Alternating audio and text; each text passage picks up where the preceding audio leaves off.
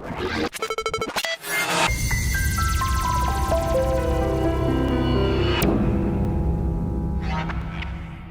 live, Chaz. What is up, everybody?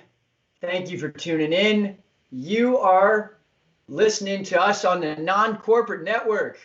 Thank you for being here. Hopefully you're having a great Monday morning. We know that you're listening if you're a hustler because you've been up for 3 hours by now, right? So thank you guys for being here. Dustin, do you want to tell them a little bit about the show and who we are, what we stand for before we get started? Yeah, so we recently had a new name change. Was formerly fill in the blank. Realized that there was quite a few other profiles, podcasts, all that that were out there that had fill in the blank. So we decided to rebrand to Entreprenews. So we're bringing the news to entrepreneurs from entrepreneurs. And so basically what we do is we debate 6 of the top headlines in business news, spend 3 minutes on each one, and obviously I come out more on top than you, Chaz, but I mean it's all good. Yeah, we'll see about that. We will see about that. But yeah, no, we've watched enough ESPN that we just got tired of watching those boring CNN, CNBC shows where they not only withhold all the really good stories and the juicy stories from you, but it's also just meant for baby boomers, really. So here we are doing something fun. And so, yeah, without further ado, I'm ready to get after it if you are, Dustin. Let's do it. Okay, there is a new company called Creston. They're partnering with Logitech and Zoom to create meeting rooms in your house. So they have this whole kind of setup with some hardware and obviously Logitech cameras, where they will turn your living room or your home office into a professional production studio where you can use Zoom video conferencing. They have their own remote, and so you can use it off your TV. And it's nice. Obviously, you don't have to look down at your computer the whole time you're talking to somebody. But definitely interesting. Dustin, what do you think about this new hardware and this new kind of industry that is being born? Yeah, no, I love it. I mean, we've talked recently about Facebook having the capability. I mean, they were really the only business to offer this type of solution. So bring on the competition. Competition is good for the market. Competition is good for the consumers. And so I'm all for it. Where I kind of question is the price point and who they're really trying to go after. It says they're trying to go after pretty much anyone and everyone. But I think you mentioned that the cost of one of these devices is like $5,500. I mean, I love my grandma a ton, but I don't know if I'm willing to invest $5,500 to see her over the my TV. I mean, I'm happy to pick up a phone and make a phone call. It's actually $6,100. Oh, sorry, Dustin. My bad. $6,100. Yeah, $6,100 for one room, and then hey, it's only $3,100 for each room after that. But I think there's a couple of things at play here. One is we've seen the rise of Alexa speakers, Google Homes, and so having this kind of hardware with a screen on it in your house is almost deepening that experience of voice. But I believe that there's definitely an enterprise play here. If you're an executive, if you're somebody that is doing TV production, or if you're somebody that is on one meeting after another throughout the course of the day, quality starts to matter, comfort starts to matter, especially when you start looking at having these virtual happy hours and things like that different companies are trying to do to keep the culture alive. And so, for that reason, I think that, looking into a laptop versus sitting on the couch, looking at your TV, having a conversation, it can be definitely a better experience. But yeah, again, I don't know if I'm willing to pay 10 grand to plug my HDMI cord into my TV and do my Zoom meeting, Yeah, I mean, it'll be just like everything else. I mean, starts at a high price point. I remember when, 512 megabytes for a USB was a couple $100, and now you can get a dozen. So, I mean, it's just one of those things. Yeah. At least we're seeing new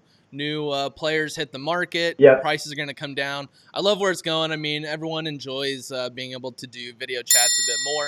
I think everyone just hates doing it on a computer. And so I love walking and talking. So having something that can watch me while I walk around the living room, I think. I think it's cool. Awesome. Yeah. they're selling pickaxes to gold miners, right? I think it's one more industry that is being born. So definitely cool stuff. Yep. On to our next topic. So, U.S. podcast listeners should increase and pass the 100 million listener mark. Beat expectations by about 15 million last year. So, we're sitting right around 75, 76 million as we headed into 2020. So, they're saying that we're going to pass that by quite a bit and hit right around 110 million. I mean, in terms of year over year, the last 3 years, consumption has just gone through the roof. I absolutely love it. I mean, I hate getting on 104.7 or whatever local station there is, and they're forcing me to listen to what they want me to listen to. Where on a podcast, I mean, it's just like every other growing trend: video on demand, audio on demand. Radio is not dead. How you consume it is just shifting. I mean, what are your thoughts on just the rise in podcast consumption?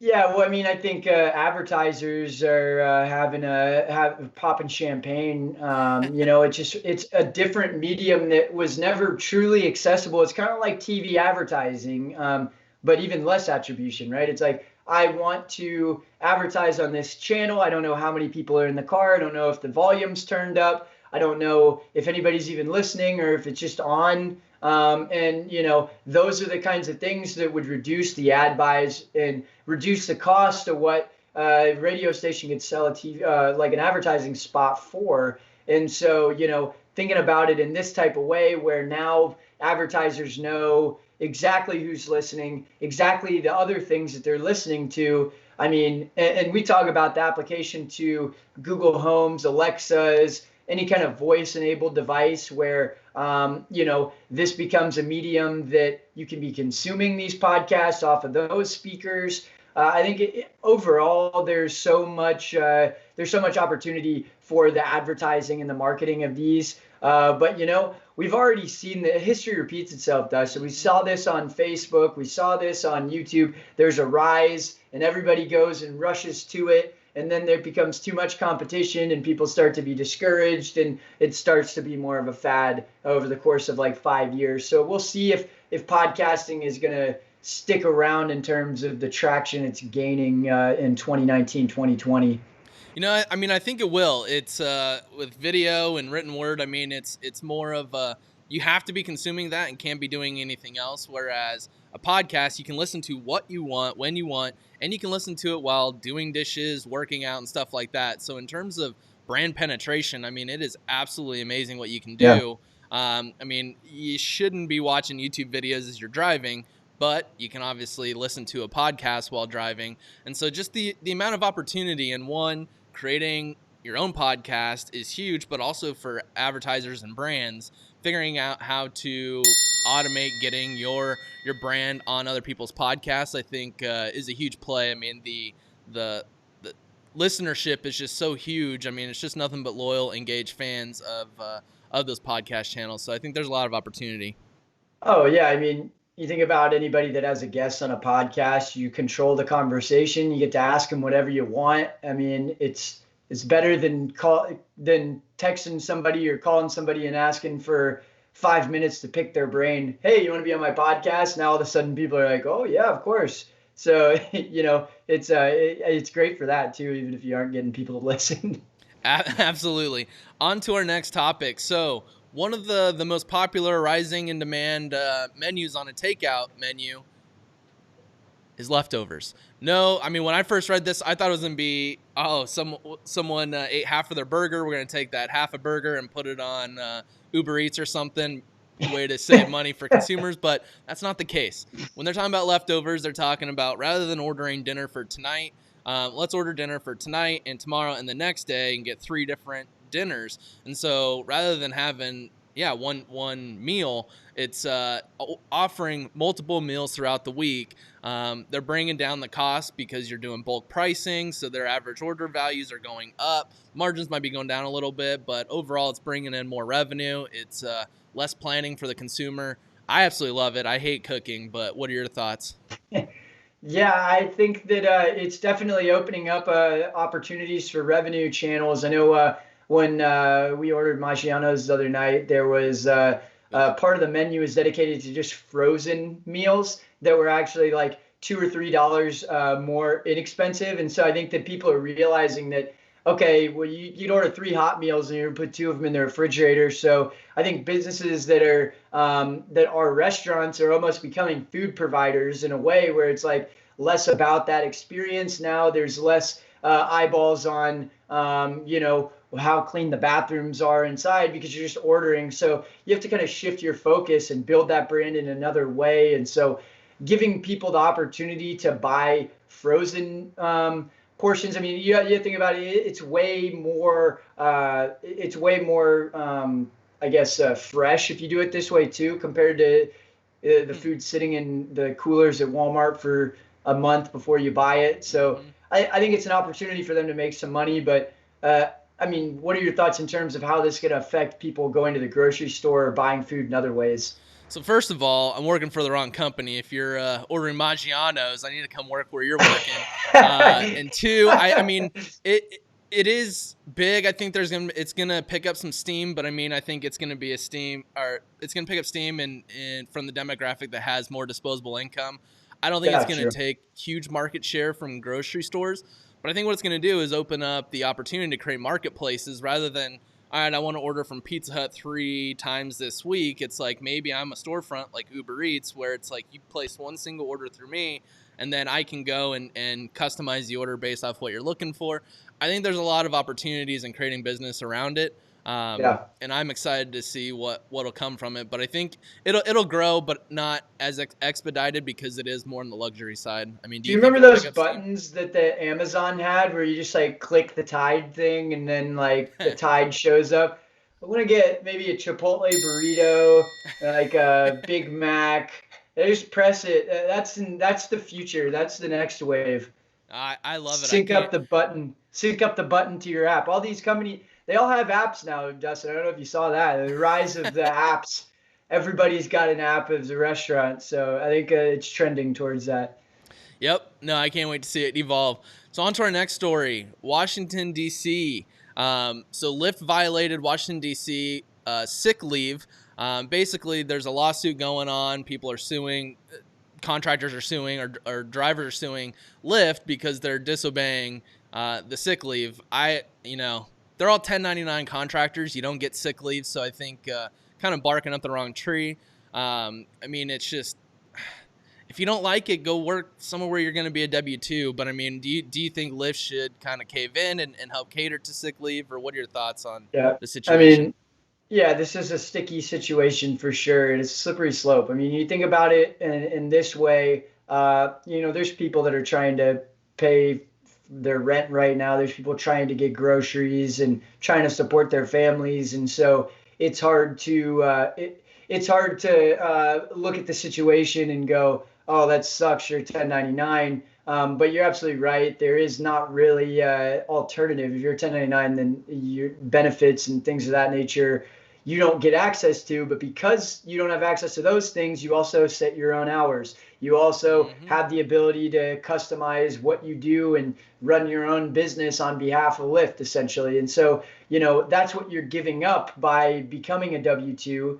And so if they want to go and hire all these people as W-2s, that's going to require certain time commitments, and it's pretty much going to turn it into a taxi company again, which is the industry was formed because taxis were cumbersome and not efficient. So I think that from that end, it's hard to argue, how they are able to get access to that. The problem here is, though, Dustin, these people that are sick, that are like, I don't have any if I'm not going to get sick leave, I have to keep driving.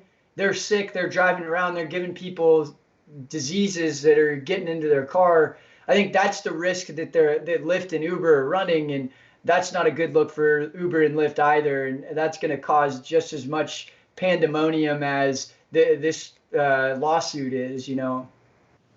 No, I hear you there, but what it boils down to is what you're signing up for. You can't have your cake and eat it too. You can't go in and say, I want to work these hours, but I want W-2 benefits. It's go shop around for other jobs. I mean, I saw recently the Instacart, there's employees are making $400 or $500 a day because of the overwhelming demand. So I think, instead of dwelling on what you don't have, maybe do some thinking and seeking and see where you could be a better fit somewhere else. I think just seeing an opportunity and saying, well, it's not good. I'm sick. I need to get paid. I mean, I hear you that the economy still needs to, people are going through tough times, but so are businesses. Businesses are employing a Well, ton of people. And so, yeah.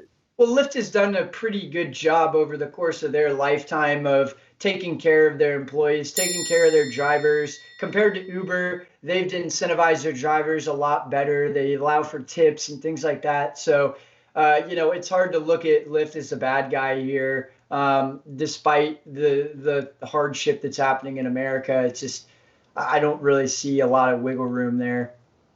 yep. Okay, so we are on to Microsoft phishing. This is something that's interesting. So we don't talk a whole lot about cybersecurity, but this story popped up. Microsoft has been warning people of public Excel documents, among other things, being liable for phishing and malware and ransomware. And I think what's happening here is that because so many people are working from home, they're not using the network that the business has in the office. Obviously, they're using their personal home networks, and we kind of take for granted as consumers the security of our internet, because it's like, oh well, the worst thing that's going to happen is somebody bums my internet that is over at the neighbor's house. That's fine. The problem here is that enterprise organizations pour millions and millions of dollars into their systems to keep them from being hacked because of the sensitive information that's being exchanged.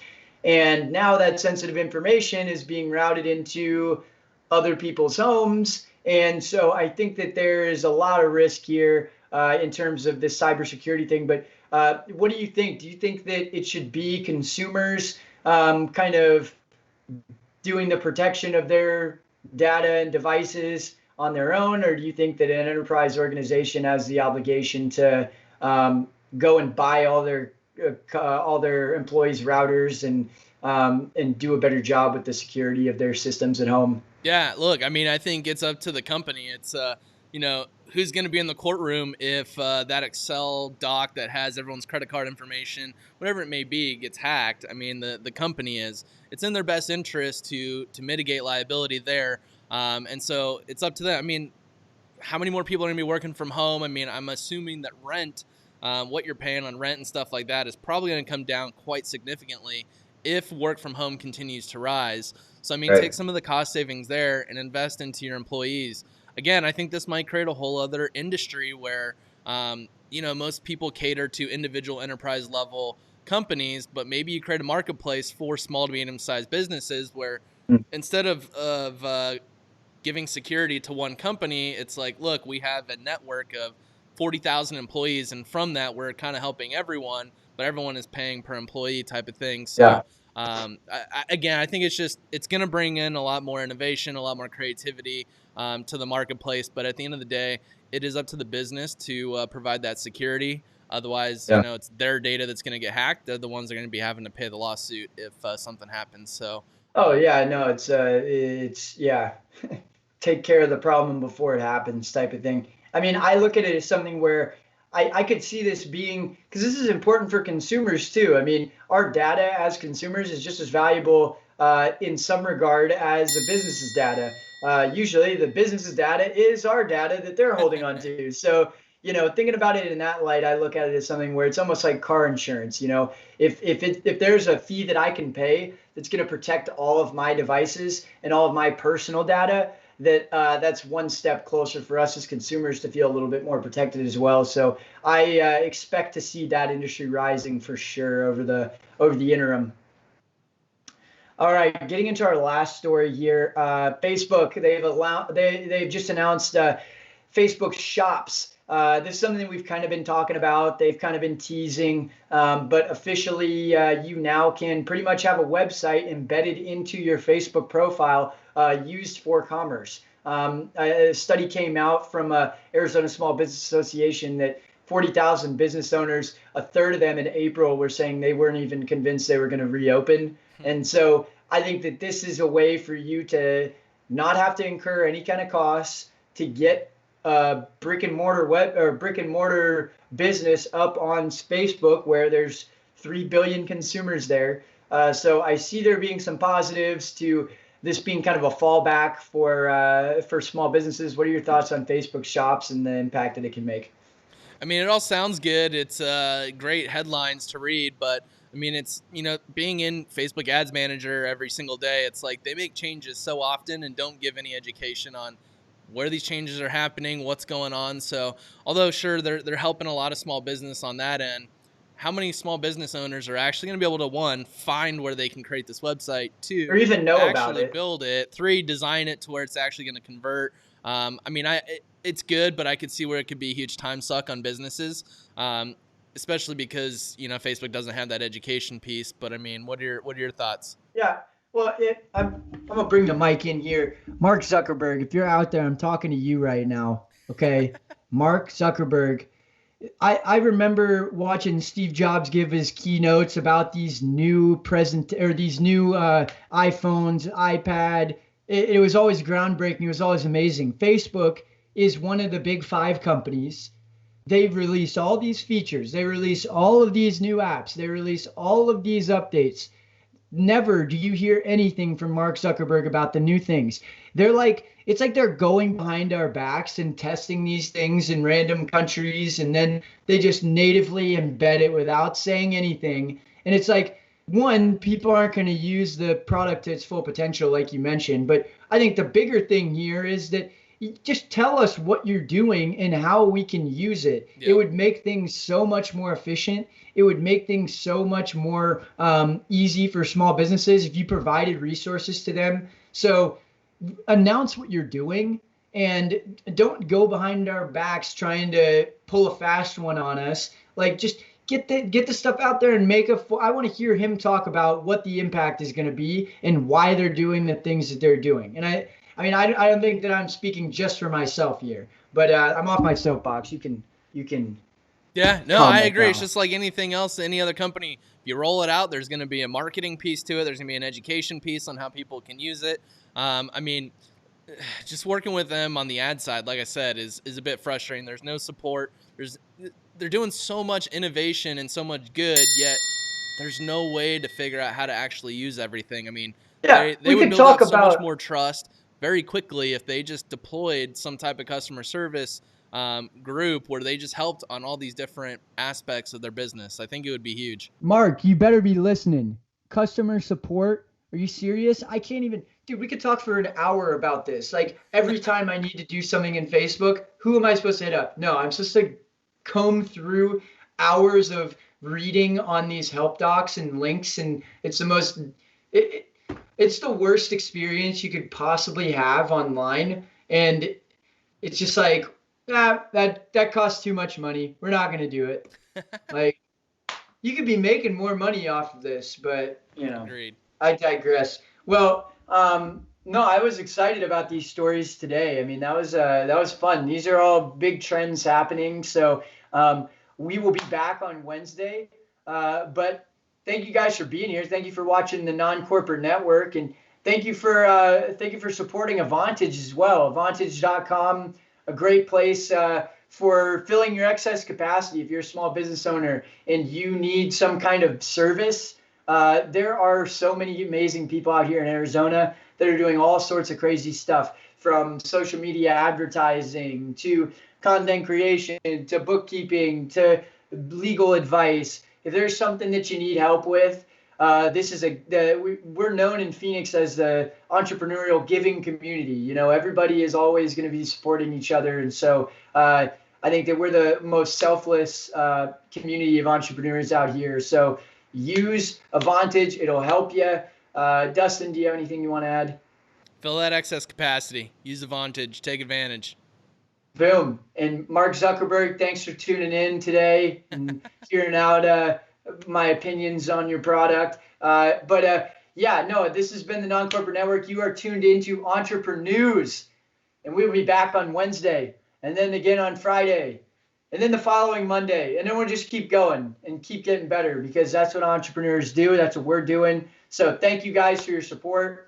If you have questions, reach out to us. If you have an idea on a story to talk about, reach out to us. You can find us at ncnbroadcast.com.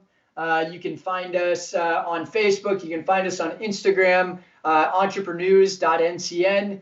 Check us out. We really appreciate the support, you guys. Again, my name's Chaz Vandemotter. Dustin Trout. Signing off. See you Wednesday.